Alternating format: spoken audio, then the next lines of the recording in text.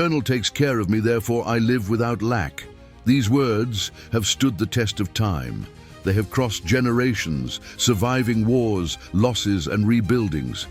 They've been spoken by kings before battles, by mothers in nights of anguish, by people in ruins who still chose to trust.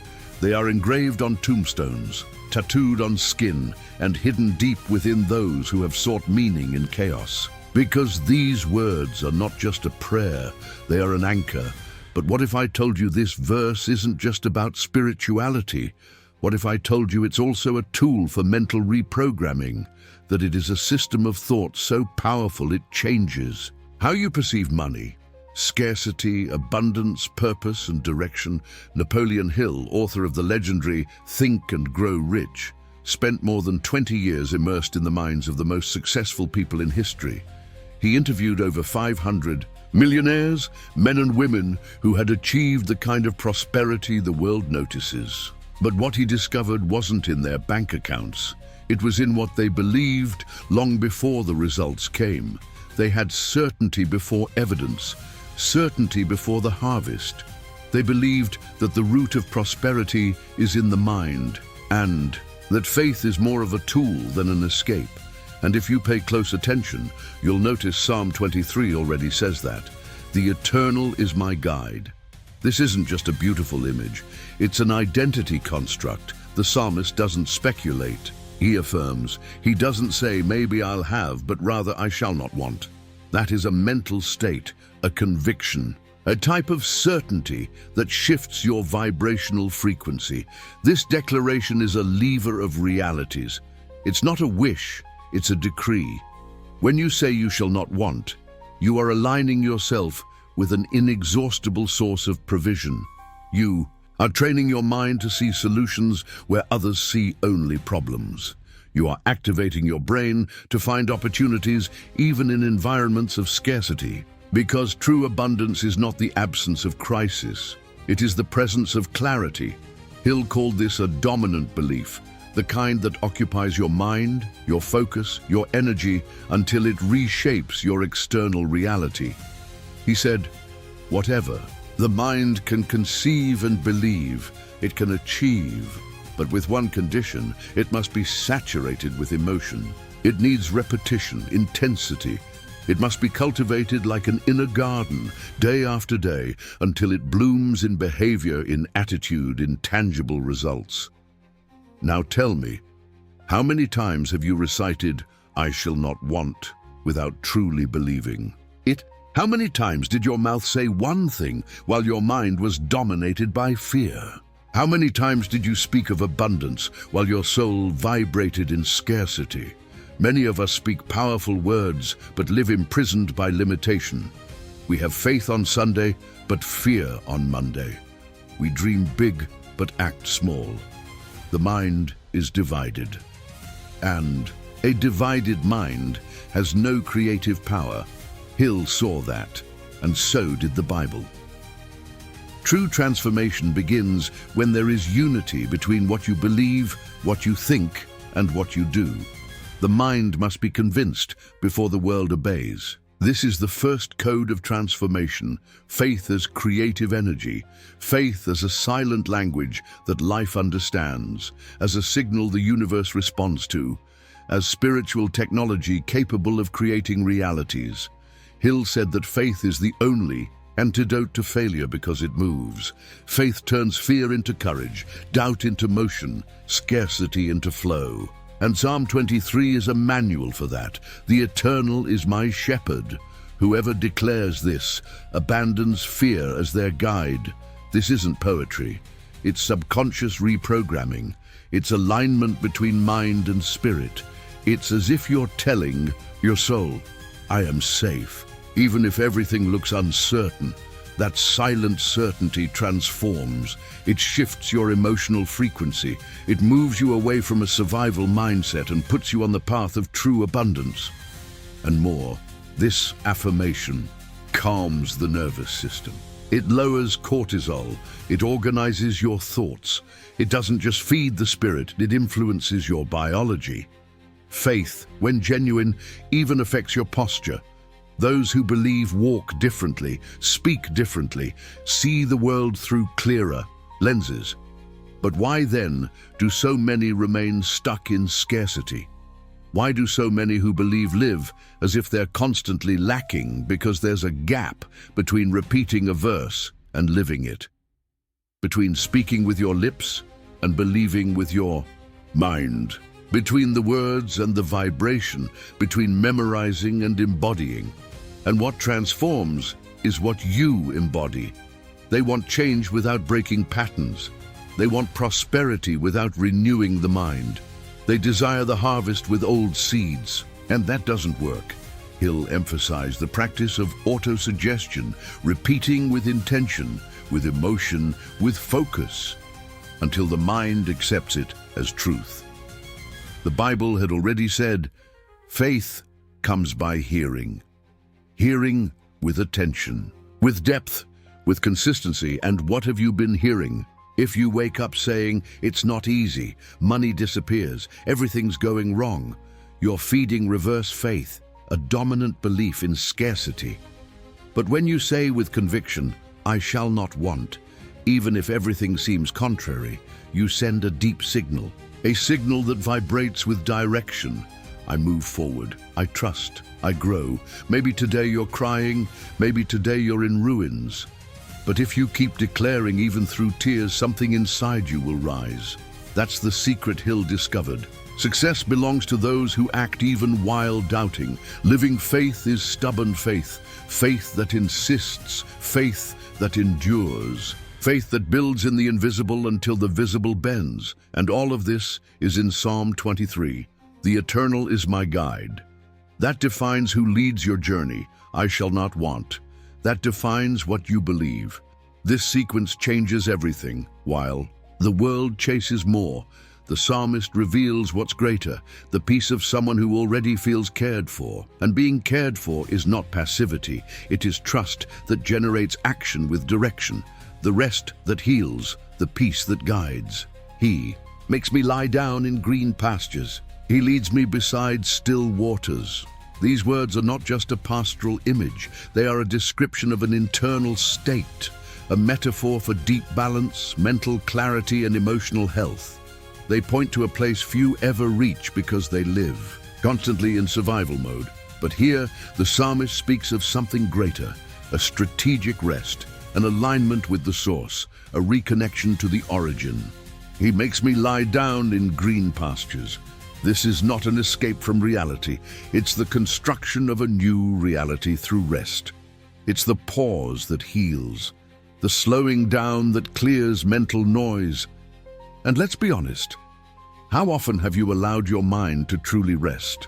How often have you turned off not just your phone, but the racing thoughts, the repetitive fears, the worries that take up too much space? Resting in green pastures is a symbol of trust, of knowing that even while you pause, God is at work. That, even when you release control, provision keeps flowing. Many confuse rest with passivity, but here there is intentionality. This is the place where the soul breathes, where the heart hears more clearly, where the mind regains sharp vision. When you learn to rest, you learn to trust. And when you trust, you access true strength. He leads me beside still waters. Here is another profound code: being led with calm. This is the opposite of modern haste, the opposite of the daily panic we see everywhere. Still waters represent a peaceful mind. They symbolize clarity. They reflect a state where intuition works. Again, where answers arise effortlessly, where wisdom has room to emerge. Hill often spoke about the power of a calm mind. He said that great ideas are not born out of agitation, but out of serenity. And serenity is a muscle you train. If you're always rushing, if you never find silence, if you never slow down, you're not accessing your best. The noise of the external world can drown out divine direction. Jesus, who had all the responsibilities imaginable, would withdraw to pray, to be silent, to reconnect. Because even he understood, those who don't pause to listen live running. Without direction. Psalm 23 in this passage teaches us something most people ignore: to slow down in order to realign, to breathe so we can listen, to trust in order to move forward. Most people try to find peace after everything is resolved, but the psalmist teaches that peace comes first. Peace is the foundation. Rest is not the reward at the end, it's the strategy at the start. Napoleon Hill, in his research, found something similar. The most successful people were not the fastest, they were the most centered. They knew when to act, but also when to stop, when to listen, when to wait, and that wisdom guided them with precision. But why is this so difficult today? Because we are addicted to noise, to urgency, to doing without reflecting. Because we confuse movement with progress. But some people move a lot and advance very little. Some produce endlessly, but barely live. The green pastures and still waters are an invitation to reconnection. Reconnection with who you are. Reconnection with your essence. Reconnection with your faith. This part of Psalm 23 is an antidote to anxiety. It redefines success. Success is not doing more but living with direction. It's walking guided, not by anxiety, but by trust. Here's the truth: only those who surrender the steering wheel can be guided. Only those who let go of control can walk in peace. Only those who truly believe they are being cared for can rest. That's why this passage is so transformative, because it doesn't invite you to do more.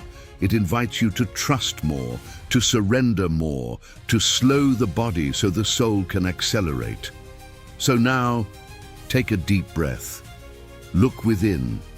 Ask yourself, where are my green pastures? What are my still waters? What part of my life needs more silence and less noise? Because true abundance begins there, in clarity, in trust, in the rest that renews, in the certainty that you are being guided. And if this spoke to you, leave a comment. I rest because I trust. I am guided with peace. This isn't just a phrase. It's an activation, a choice of frequency, a new direction for your mind and your life. Courage in the valley, presence that sustains, abundance that remains. Even though I walk through the valley of the shadow of death, I will fear no evil, for you are with me. Your rod and your staff, they comfort me. Up to this point, we've talked about rest, still waters, green pastures, but the journey doesn't end there. Real life isn't made only of peaceful landscapes. It also takes us through dark valleys, through long nights, through moments when faith is challenged, not by arguments but by silence, by pain, by the absence of answers. The psalmist knew this. That's why he changes the tone. Now he speaks of the valley of the shadow of death, not as a possibility, but as a certainty. Even though I walk. Notice, he doesn't say if I walk, but when I walk, because sooner or later we all pass through valleys, and what sustains you there is not the absence of fear, it's the presence that walks with you. You are with me. These 4 words are the anchor of the soul in the middle of the storm. They don't eliminate the valley, but they redefine your experience in it. They don't change the scenery, they change your perspective. This is where a powerful key from Napoleon Hill comes in. He said that every failure carries within it the seed of an equal or greater benefit. In other words, the problem is never the valley. The real problem is whether you walk through it or stop in it. The shadow of the valley has no power over those who keep walking, but how many times have you stopped? How many times did you freeze? Because fear felt stronger than faith? The psalmist teaches, the crossing itself is the victory, even when emotions don't cooperate, even when the circumstances scream otherwise. Here lies the secret. I will fear no evil. Not because evil doesn't exist, but because the presence is greater, and that presence activates a power many have forgotten, spiritual authority. When you know who is with you, it changes how you face your challenges. Your rod and your staff, they comfort me.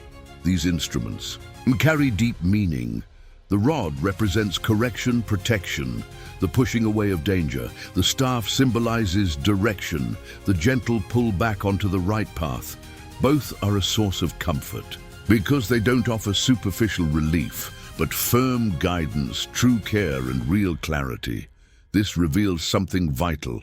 Real comfort is not anesthesia. It's awareness. It's knowing where you are. It's knowing where to go. It's knowing you're not alone. How many times have you asked God to deliver you from the valley when in truth He wanted to teach you how to walk through it with courage? Hill used to say, persistence is faith in action. And Psalm 23 shows us that in every line here, faith is not a feeling, it's a direction. It's walking even with tears. It's declaring divine presence even when everything feels empty. And if you are in a valley right now, understand, this is not your end. It is the hallway between seasons, the darkness before clarity, the silence before the new sound. But you must keep walking, declare now. Even in the valley I move forward, for you are with me. This is more than a phrase, it's an internal decision. It's the turning point between paralysis and progress. And when you walk through, something shifts. You prepare a table before me in the presence of my enemies. You anoint my head with oil, my cup overflows. Here lies the post-valley promise. It's not just deliverance, it's exaltation. A table set in the most unlikely place, in front of those who doubted you, mocked you, and even your own inner fears that tried to sabotage your journey. The table is the image of restoration, of honor, of abundance, and the oil on the head. It's the symbol of separation, of purpose, of spiritual renewal. The overflowing cup is not just provision, it's excess. It's more than enough. It's the abundance that is born from faithfulness. In the valley, notice the progression. Those who rested in trust, walked with faith, now live in fullness. And all of this leads to the end of the psalm. Surely goodness and mercy shall follow me all the days of my life, and I will dwell in the house of the Lord forever. This is not just an ending, it's a new beginning. Goodness and mercy are no longer occasional events. They become constant companions. And the verb is clear. They will follow me. You no longer have to chase blessings.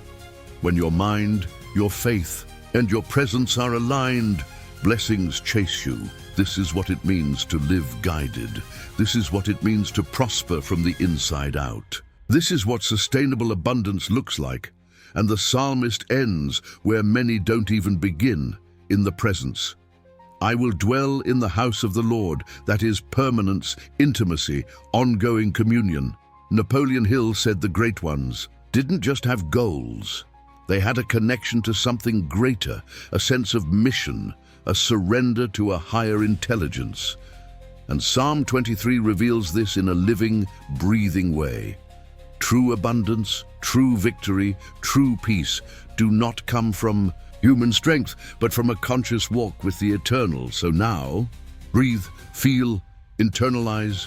You've rested, you've crossed. Now it's time to remain. Declare, goodness follows me, presence guides me. I lack nothing. I live guided. This is not a conclusion. It is an activation. Are you ready to live on a different level? Because Psalm 23 is not just an ancient text. It's a code of mental, emotional, and spiritual transformation. And it begins here, now, with a choice. Trust, walk, remain.